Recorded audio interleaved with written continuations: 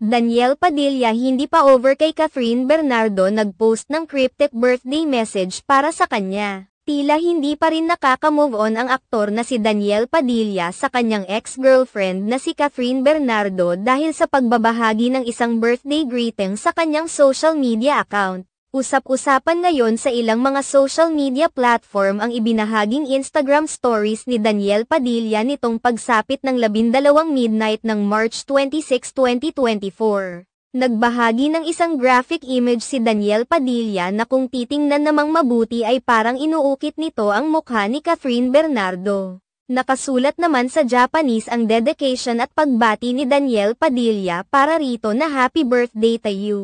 Marami ang naghinala na sa ganitong paraan binati ni Daniel Padilla si Catherine Bernardo na dati niyang kasintahan dahil nawalan na siya ng karapatang batiin ito ng hayagan mula nang maghiwalay silang dalawa.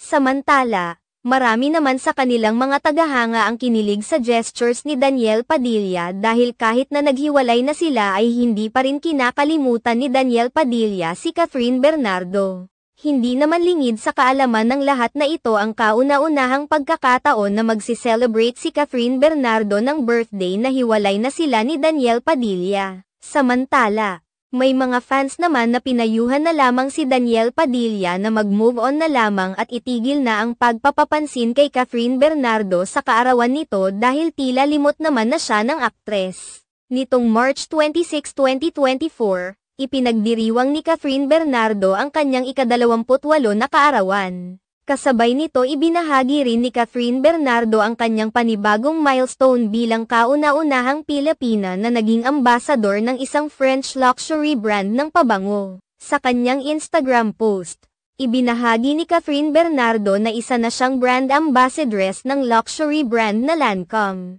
kung saan ibinahagi niya ang makahulugan at empowering caption, "Don't let anyone tell you that you're not allowed to redefine who you are. Everyone's a work in progress. Here's to you, because you can be your own idol." Ang idol sa post ni Catherine Bernardo ay ang perfume line ng Lancome. Samantala, nauna nang naiulat na parehong dumalo sa kasalan ni Ria Atayde at Zanjo Marudo sina Catherine Bernardo at Daniel Padilla, subalit hindi naman malinaw kung sabay ba silang dumating o kung nagpang-abot ba sila sa nasabing okasyon. Sa kabilang banda, marami sa mga fans ni Catherine Bernardo ang nagbubunyi ngayon dahil sunod-sunod umano ang natatanggap ngayong blessings ni Catherine Bernardo matapos ang pag-amin na hiwalay na sila ni Daniel Padilla.